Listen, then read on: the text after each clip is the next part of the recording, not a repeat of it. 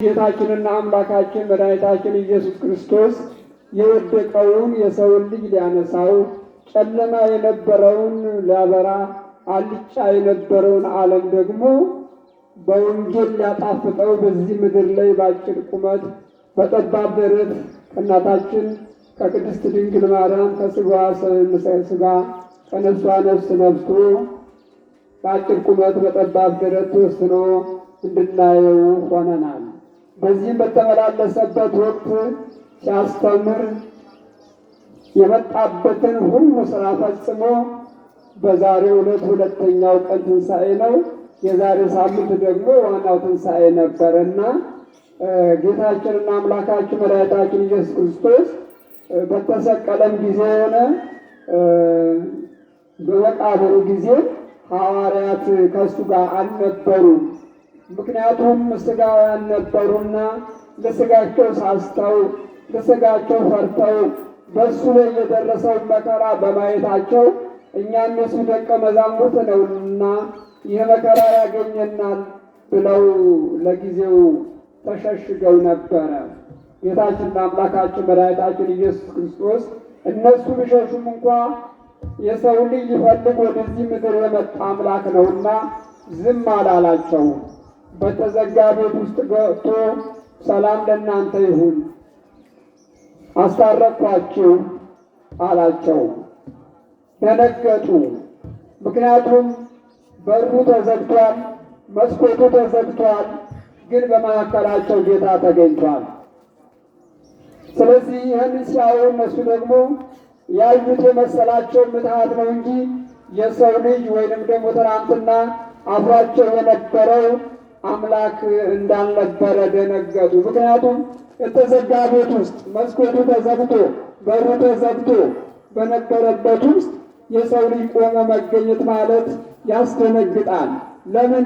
በር አልተንኳኳም፣ መዝጊያ አልተከፈተም፣ የተደረገው ነገር አልነበረም። በመካከላቸው ተገኝቶ ግን ሰላም ለእናንተ ይሁን አላቸው። የሰላም አባት፣ የሰላም ጌታ፣ የሰላም አስገኚ። ይህን ሲላቸው ደነገጡ። ምትሃትም ያዩ መሰላቸው። አይዟችሁ አትደንግጡ፣ ለመንፈስ አጥንትና ደም ወይንም ደግሞ አካል የለውም። እንደዚህ እንደምታዩኝ ነኝ እኔ። አንዳች የሚበላ ነገር አላችሁን አላቸው። ለምን? ያን ድንጋጤያቸው ከራራ ከእነሱ ሊያርቅ ፈልጎ ነው እንጂ እሱ ሊበላ ሽቶ አይደለም። ከእነሱ ሊያርቅላቸው ፈልጎ አንዳች የሚበላ ነገር አላችሁን አላቸው። እነሱም የማር አምጥተው ሰጡት ይላል። ያንን በፊታቸው ቀመሰ። ከዛም በኋላ ተሰወራቸው። እሱ በተሰወራቸው ጊዜ ግን የነበሩ ደቀ መዛሙርቱ 10 ነበሩ። አንደኛው ይሁዳ ነው፣ አስይዞ ጠፍቷል። ሁለተኛው ደግሞ ቶማስ ነው። ቶማስ የተባለው ደግሞ በዛን ቀን አልነበረም፣ አልተገኘም ከነሱ ጋር። እሱ ከሄደ በኋላ ግን መጥቶ ደስታቸው መግለጽ አቅቷቸው ጌታን እኮ አገኘ ነው፣ በመካከላችን ተገኝቶ ሰላም ለእናንተ ይሁን አለን፣ አስታረቅኳችሁ አለን ብለው ደስታቸውን ሲገልጹ እሱ መጣ። እኔ ግን አላምንም አላቸው።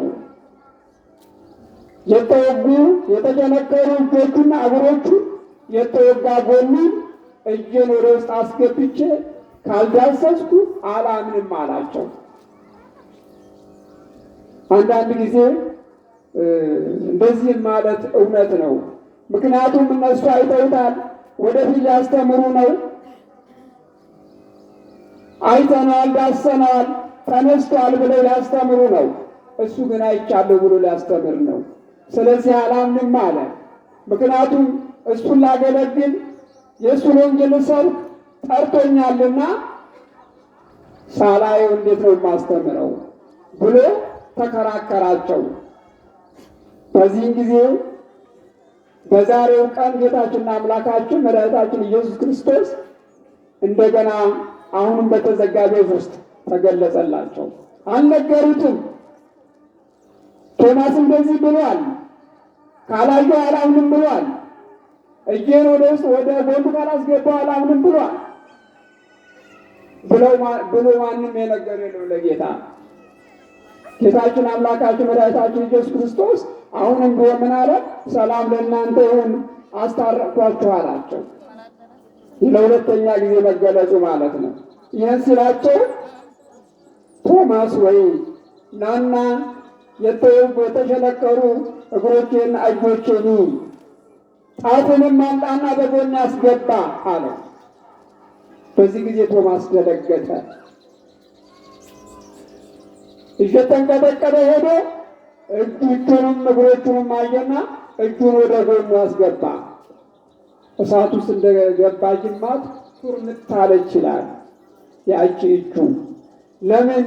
ጥርጣሬም ስላለ እንጂ ጌታ እሱ ልጅ እንደዛ ላደርግ ፈልጎ አይደለም፣ ስለተጠራጠረ ነው። ስላላመነ ፍጹም ስላልሆነ 3 ዓመት ያህል በእግሩ ስር ቁጭ ብሎ ሲማር እነሳለሁ፣ እሞታለሁ፣ በአይሁድ ዘንድ መከራ እቀበላለሁ፣ እሞታለሁ፣ ሞትንም ድል አድርጌ በሦስተኛው ቀን እነሳለሁ እያለ በምሳሌ ሳይቀር ሲያስተምራቸው የነበረውን ትምህርት ተግባራዊ ባለማድረጉ እጁ ሲያስገባ እጁ ኩርምት አለች ይችላል። ያቺ እጅ እስካሁን ድረስ በህንድ ሀገር አለች። ህንድ ሀገር ውስጥ በህንድ ኦርቶዶክስ ቤተክርስቲያን ውስጥ ከታቦቱ ጋር አብራ ትቀመጣለች። አልበሰበሰችም፣ አልሞተችም። ምንም ያገኛት ነገር የለችም። እንደውም ተአምር እየሰራች ትኖራለች ይላል ያቺ እጅ። ምክንያቱም ጥር 21 ቀን የእመቤታችንን በዓል ሲያከብሩ ህንዳውያን ሊያድኑ ሲገቡ ያቺ እጅ ትሄድና ሰውዬውን ትነካዋለች ይላል። ስትነካው ያ ሰው በዛን ቀን ይሾማል፣ ዓመት ያገለግልና እንደገና ይሻላል። እንደዛ እያደረገች እስካሁን ድረስ ትኖራለች ይባላል። ቶማስ እንግዲህ በዚህ ጊዜ ጌታዬ አምላኬ እግዚኦ አምላኬ ብሎ አመነ። በዚህ ጊዜ ነው ጌታ ብፁዓንሰ እለ ይረኤዩኒ ይአምኑኒ፣ ሳያዩ የሚያምኑ ብፁዓን ናቸው፣ አንተ ግን ስላየኝ አመኑ፣ ሳያዩ የሚያምኑ ግን ብፁዓን ናቸው አለው። እና ስለዚህ ክርስቲያኖች አንዳንድ ጊዜ መንፈስም ቢሆን አንዳንድ ነገር ሲያናግረን እውነትም ሊሆን ይችላል፣ በእውነትም ላይ እየተመረኮዘ ሊሆን ይችላል። እና ይህ ደቀ መዝሙር ካላየሁ አላምንም አለው። እነሱ ደግሞ የተጠራጠሩት ሌላ ነገር አለ። ይህ ሰው ነገዱ ከፈሪሳውያን ነው። ከጌታችንና ከመድኃኒታችን ከኢየሱስ ክርስቶስ መምጣት በፊት ለሕጉ አለን የሚሉ ለሕጉ እንኖራለን የሚሉ ፈሪሳውያንና ሰዱቃውያን የሚባሉ ፍጥረታት ነበሩ። እነኚህ ደግሞ ሕግን አዋቂዎች ለሕግ አለን ባዮች ናቸው። ይሄ ሰው ግን ከዛ ከፈሪሳውያን ወገን ነው። ፈሪሳውያን ደግሞ ትንሣኤ ሙታንን አያምኑም። ሰው ከሞተ በኋላ ፈርሶ በስብሶ ይቀራል ብለው የሚያምኑ ናቸው። ሰዱቃውያን ደግሞ ትንሣኤ ሙታን እንዳለ ያምናሉ። ነገር ግን በመንግሥተ ሰማያት ተጋብቶ መኖር አለ ብለው ደግሞ ያምናሉ። ጌታችንና አምላካችን መድኃኒታችን ኢየሱስ ክርስቶስ በሚያስተምርበት ወቅት እነኚህ ሁለት ሰዎች ወደ እሱ ቀርበዋል። ቀርበው ምንድን ነው የጠየቁት? በሙሴ ሕግ አንድ ሕግ አለ። አንድ ሰው ሚስት አግብቶ ቢሞት ልጅ ባይወልድና ቢሞት ሁለተኛው ወንድሙ አግብቶ ለእሱ ዘር ይተካላት የሚል ሕግ አለ። አንዱ አገባት፣ ሞተ። እስከ 7 ድረስ 7ቱም ወንድማማቾች አገቧት። በመንግሥተ ሰማያት ይቺ ሴት ለየትኛው ነው የምትሆነው? ለመጀመሪያው ነው ወይስ ለመጨረሻው? ብለው ጌታችን ኢየሱስ ክርስቶስን ጥያቄ ጠየቁት። ሲጠይቁት ግን የመለሰላቸው ምንድን ነው ያላቸው? በመንግሥተ ሰማያት ማግባትም መጋባትም የለም፣ እንደ መላእክት ሆነው ይኖራሉ አላቸው። ተመልከቱት፣ ለሁለቱም ሰዎች ነው መልስ የመለሰላቸው። እነኛ ትንሣኤ ሙታን የለም ይሉ ነበርና በመንግሥተ ሰማያት ማግባት መጋባት የለም፣ እንደ መላእክት ሆኖ እግዚአብሔርን ሲያገለግሉ መኖር ነው ብሎ ይህን ቃል ነግሯቸዋል። እነኛ ደግሞ በመንግስተ ሰማያት መጋባት እንደሌለ በመንግስተ ሰማያት ከሞቱ በኋላ እንደገና ጋብቻ እንደማይፈጸም ለሁለቱም መልስ መልሶላቸዋል ማለት ነው። እና እነኚህ ሁለት ሰዎች በዛ በዘመኑ በኦሪቱ ወይንም በነቢያቱ ዘመን አስቸጋሪ ሰዎች ነበሩ። አንደኛቸው የሙሴን ሕግ ብቻ ነበር ይቀበሉ የነበሩት። ሁለተኛው ደግሞ የነቢያትን ሕግ ነው የሚቀበሉት። እና ሁለቱ አንድ ሆነው የተለያየ ነገር ነበራቸውና እንደዚህ እያሉ ቅድስት ቤተ ክርስቲያንን ወይንም ምኩራባቸውን ሲያስቸግሩና ችግር ሲመጡባት የኖሩ ሰዎች ናቸው። ጌታችን መድኃኒታችን ኢየሱስ ክርስቶስ ግን ሲመጣ እነኚህ ሰዎች ግን ወቅሷቸዋል። ሀሌልክሙ ጸሐፍቶ ፈሪሳውያን፣ እኛ የሕግ አዋቂዎች ነን እያላችሁ ሕዝብን የምታስቸግሩ ወዮላችሁ ብሎ ወቅሷቸዋል ማለት ነው። እና ብዙ ነቢያትን ባዮች፣ ብዙ ሕግ አዋቂዎችን ባዮች ሕዝቡን ያስቸግሩ ነበረ። ከሕዝብ በላይ ነን፣ ከሰው በላይ ነን፣ እኛ ክቡራን ነን፣ የከበሬታው ወንበር ይገባናል እያሉ በሕዝብ ላይ ታላቅ ነገር ይጭኑ ነበረ። ሕዝብ ሊሸከሙ የማይችለውን ብዙ ነገሮችን በሕዝብ ላይ እየጫኑ ሕዝብን ያስቸግሩ እንደነበረ በዘመኑ የነበረ ታሪክ ይነግረናል ማለት ነው። እና ስለዚህ እነኚህ ሰዎች በእንደዚህ ያለ መልኩ ሆነው ጌታችንን አምላካችንን መድኃኒታችንን ኢየሱስ እንኳ እንዲሰቀል እስከ መስቀል ድረስ ያደረሱት እነሱ ናቸው። ምናልባት የእሱ አመጣጥ የወደቀውን የሰውን ያነሳው ወደ ቀደመ ክብሩ ሊመልሰው ቢሆኑ እነኚህ ሰዎች ግን የዛ የመሰቀሉ፣ የመያዙ፣ የመገረፉ፣ የሞቱ ዋና ፊት አውራሪዎች ነበሩ። ምክንያቱም ይከሱት ነበረ። ክሳቸው ምን ነበረ? ሶስት ወይም ሁለት ነገር ነው። ራሱን ከእግዚአብሔር ጋር ያስተካክላል፣ ራሱን እግዚአብሔር ነኝ ይላል፣ ሰንበትን ይሽራል። እንደዚህ እያሉ ዕለት ዕለት ጌታን ይከሱት ነበረ። ይሁን በፊታቸው ሲሆኑ ሙት በፊታቸው ሲያነሳ፣ ለውጥ በፊታቸው ሲያነጻ ይህን ሁሉ አይገነዘቡም። እነሱ ግን ይገነዘቡ የነበረው ሕጋችን ይሻረብን፣ ከእኛ ደቀ መዛሙርት ይልቅ የእሱ ደቀ መዛሙርት በዙ፣ ከእኛ ሕዝቦች ይልቅ የእሱ ሕዝቦች በዙ፣ ከእኛ ወደ እሱ እያመነ ብዙ ሰው ሄደ በማለት ይህን በመሳሰለ ሁሉ ጌታችን አምላካችን መድኃኒታችን ኢየሱስ ክርስቶስ ይከሱት ነበረና ስለዚህ በዛን ሰዓት በጣም አስቸጋሪዎች ሕዝብ ስለነበሩ ይህም ደቀ መዝሙር የእነሱ እርሾ ስላለበት ነው ብሎ ሰዎቹ በዛን ጊዜ አጉረምርመዋል። ምክንያቱም ትንሣኤ ሙታንን ፈጽሞ አላመነም። የሰው ልጅ ሞቶ እንደሚነሳ አላመነም። ነገር ግን እኮ አልዓዛርን ጌታ እንሂድና እናስነሳው ባለ ጊዜ የቶማስ አንድ የተናገረው ነገር አለ። ወደዛ ከሄዱን ይገሉናል፣ ከዛ ሸሽተን ነው ወደዚህ የመጣ ነው። አሁን ደግሞ ወደዛ ወደ ቃና ወደዛ አልዓዛር ወደ ሞተበት ብንሄድ እንገደላለን ብሎ የተናገረ እሱ ነው።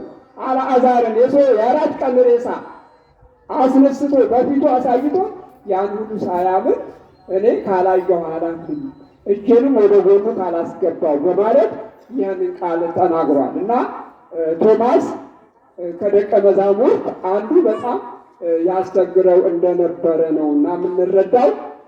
ለነገሩ በአንድ መልኩ ደግሞ ከእሱ የምንረዳው ብዙ ነገሮች አሉ።